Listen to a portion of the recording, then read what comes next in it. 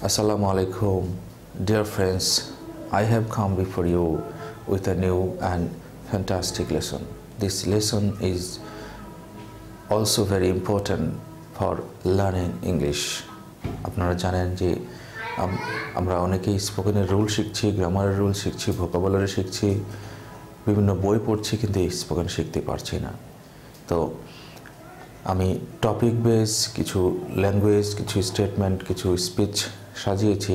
এই topic base স্পিচগুলো যদি আপনি শিখেন তাহলে অল্প সময়ে আপনি স্পোকেন ইংলিশ শিখতে পারবেন এবং খুব সহজেই কথা বলতে পারবেন।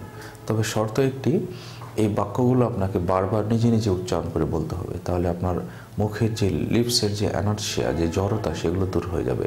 আমরা কোনো কিছু বিশ্বাস বা অবিশ্বাস করে থাকি, তো এই ধরনের কয়েকটি উক্তি আমি আজকে আপনাদের জানাবো এবং আপনাদের সঙ্গে প্র্যাকটিস করব, আপনাদের এই বাক্যগুলো সম্পর্কে ধারণা দেব।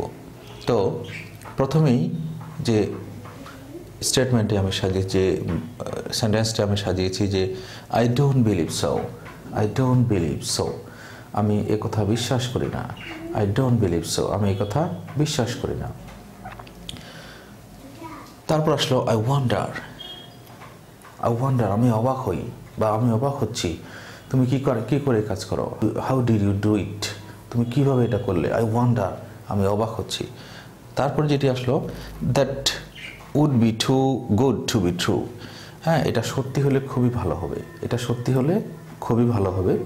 তো তারপর আসছে যে is that so, is that so মানে বিশ্বাস হচ্ছে না কোনো কিছু। যে আমাকে আমার ফ্রেন্ড বলছে যে I have got a good job, বলছে ইজ দ্যাট সো, তাই নাকি, তাই নাকি।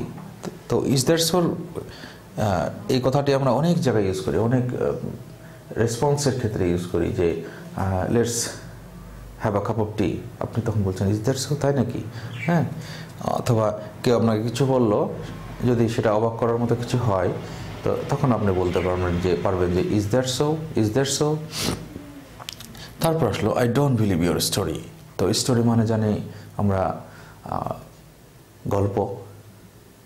তো এখানে এই স্টোরি অর্থ গল্প বোঝাবে না, এই স্টোরি অর্থ কথা বোঝাবে। I don't believe your story, আমি তোমার কথা বিশ্বাস করি না। I don't believe your story, আমি তোমার কথা বিশ্বাস করি না। স্টপ ফুলিং মাই লেগ, তারপর আসলো স্টপ ফুলিং মাই লেগ। তো পুল মানে জানেন আপনার টানা, তো পা ধরে টানা এরকম না, আমার পা ধরে টানা স্টপ করে এরকম না। এই কথাটির বাংলা অর্থটি আসবে এরকম, স্টপ ফুলিং মাই লেগ, আমাকে এর সাথে জড়াবে না।